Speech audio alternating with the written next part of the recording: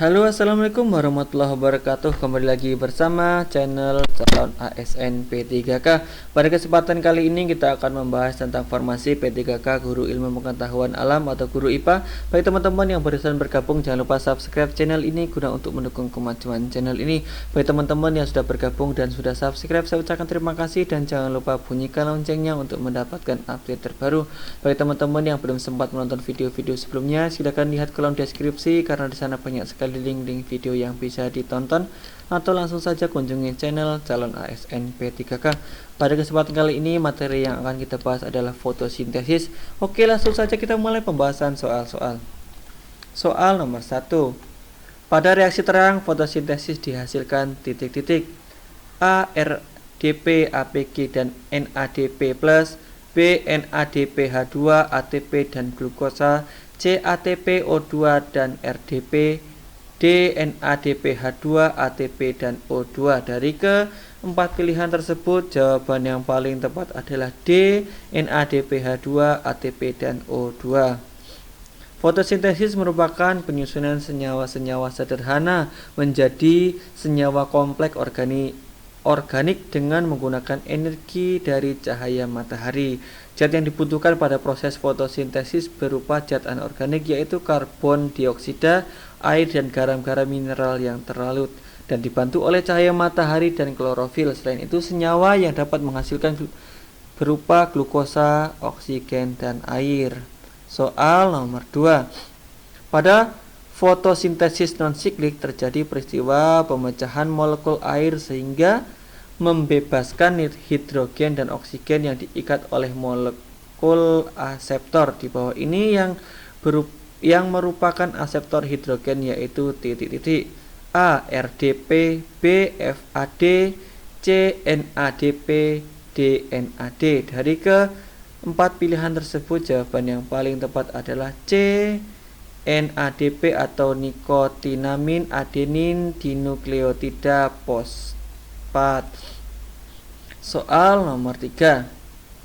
Pada jenis fotosintesis non-siklik tumbuhan terjadi pemecahan molekul air yang membebaskan oksigen dan hidrogen yang diikat oleh molekul aseptor. Di bawah ini yang merupakan aseptor hidrogen yaitu titik-titik A. RDP, B. FAD, C. NADP, D. NAD.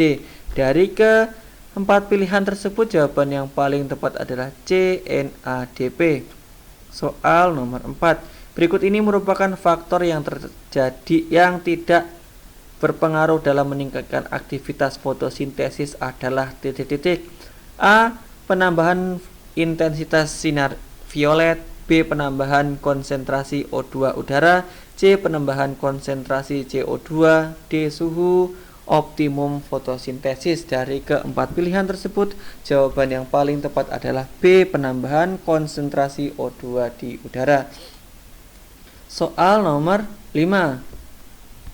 Pada tanaman kaktus, proses fotosintesis terjadi pada batang karena titik-titik A. Kaktus tidak memiliki daun, B. Pada batang terdapat banyak klorofil, C. Pada batang mampu menyerap air, D. Bentuk batang sama dengan daun. Dari keempat pilihan tersebut, jawaban yang paling tepat adalah A. Kaktus tidak memiliki daun. Soal nomor 6. Fungsi utama dari pigmen fotosintesis yaitu titik-titik A. Mengubah aldehid, B. Menghasilkan oksigen waktu berfotosintesis, D. Menyerap cahaya matahari dan merubahnya menjadi energi kimia, D. Membuat karbohidrat dari karbon dioksida dan air. Dari keempat pilihan tersebut, jawaban yang paling tepat adalah C. Menyerap cahaya matahari dan merubahnya menjadi energi kimia.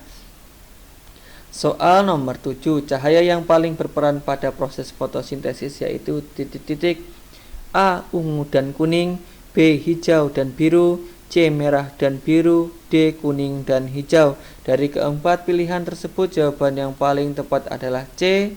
Merah dan biru. Soal nomor 8.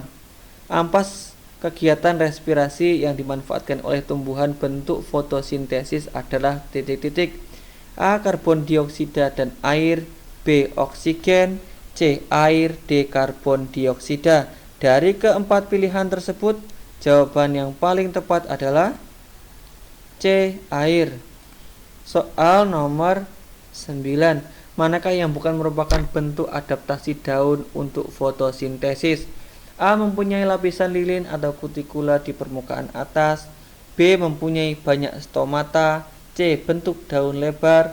D. Banyak klorofil. Dari keempat pilihan tersebut, jawaban yang paling tepat adalah A.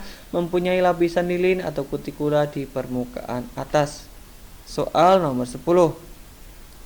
Pada persiapan praktik fotosintesis, siswa diminta untuk menutup sebagian daun tumbuhan dengan kertas aluminium. Tindakan ini bertujuan untuk titik-titik. A. Memperoleh bagian daun yang berfotosintesis dan tidak berfotosintesis. B. Melindungi daun dari cahaya matahari. C. Mencegah penguapan air. D. Mengurangi pengeluaran oksigen. Dari keempat pilihan tersebut, jawaban yang paling tepat adalah C. Mencegah penguapan air. Soal nomor 11. Tempat energi cahaya berubah menjadi energi kimia dalam sel berlangsung dalam organel titik-titik. A. Stomata. B. Mitokondria. C. Ribosom. D. Kloroplas.